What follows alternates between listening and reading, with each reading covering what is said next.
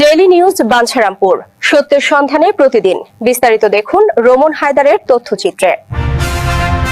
বাঞ্ছারামপুরে খালেদা জিয়ার ৮২তম জন্মবার্ষিকীতে দোয়া মাহফিল। ফ্যাসিবাদ মুক্ত সমাজ গঠন ও মাদকের বিরুদ্ধে বিএনপির কঠোর হুঁশিয়ারি। মেহেদী হাসান পলাশ। সাবেক প্রধানমন্ত্রী ও বিএনপি চেয়ারপারসন প্রয়াত দেশনেত্রী বেগম খালেদা জিয়ার ৮২তম জন্মবার্ষিকী উপলক্ষে ব্রাহ্মণবাড়িয়ার বাঞ্ছারামপুরে এক বিশাল আলোচনা সভা, মিলাদ ও দোয়া মাহফিল অনুষ্ঠিত হয়েছে।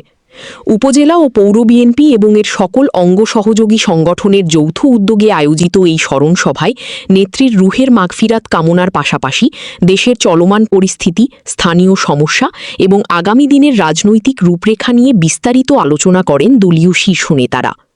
পৌর বিএনপির সাধারণ সম্পাদক সালেহ মুসার সভাপতিত্বে অনুষ্ঠিত এই কর্মসূচিতে প্রধান অতিথি হিসেবে উপস্থিত ছিলেন বাঞ্ছারামপুর উপজেলা বিএনপির সভাপতি ও কেন্দ্রীয় কৃষক দলের যুগ্ম সাধারণ সম্পাদক কৃষিবিদ মেহেদী হাসান পলাশ।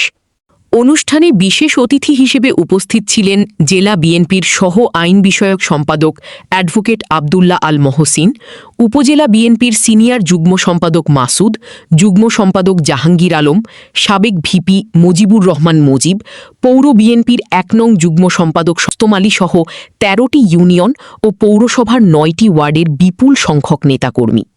দোয়া মাহফিলে বিগত আন্দোলনে শহীদ ছাত্র জনতা নয়ন, ইসমাইল, তুহিন, ফাহাদ এবং বাঞ্ছারামপুর বিএনপির প্রয়াত সিনিয়র নেতাদের ভিপি আব্দুল মান্নান, মনির হোসেন, মোর্শেদ আলম, বাবু চেয়ারম্যান সহ অন্যান্য নেতৃবৃন্দুর রুহের মাগফিরাত কামনা করে বিশেষ মুনাজাত করা হয়।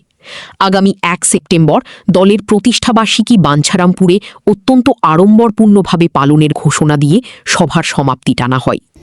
আমি এবং ভিপি মুসা ভাই একাধিকবার আমাদের মাননীয় মন্ত্রী মহোদয়ের সাথে কথা বলেছি।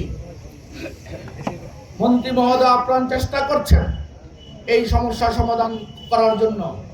এর বাইরে গিয়েও আমি ব্যক্তিগতভাবে জিএম সহ ডিজিএম সহ বিদ্যুৎ সেক্টরে উদ্বোধন কর্তৃপক্ষ সাথে একাধিকবার যোগাযোগ করেছি। আজকেও যখন ঢাকা থেকে আসছি, গাড়িতে বসে আমি কথা মিলাদ ও দোয়া মাহফিলের আজকের সম্মানিত সভাপতি, প্রধান অতিথি হিসেবে উপস্থিত সাধারণ সম্পাদক ও বাঞ্ছারামপুর উপজেলা বিএনপির সভাপতি জনাব কৃষিবিদ মেহেদী হাসান পলাশ উপস্থিত আছেন। স্টেজে আমাদের সামনে উপজেলা বিএনপির নেতৃবৃন্দ। শেখ হাসিনার কাছে আবেদন করেছিলেন, কিন্তু এই ফ্যাসিস্ট হাসিনা, আপনারা জানেন, এই নির্দয়া মহিলা, এই ফ্যাসিস্ট শেখ হাসিনা বলেছিলেন উনি তো বুড়ো হয়ে গেছেন, আর বাঁচার দরকার কি? চিন্তা করেন, আর এই ফ্যাসিস্ট হাসিনা বিএনপির প্রতিষ্ঠাতা শহীদ প্রেসিডেন্ট জিয়াউর রহমান সেনাবাহিনীতে চাকরিরত অবস্থায় আমাদের দেশমাতাকে সহকর্মী হিসাবে পেয়েছিলেন। তিনি গৃহকর্মী হিসাবে পরিবার।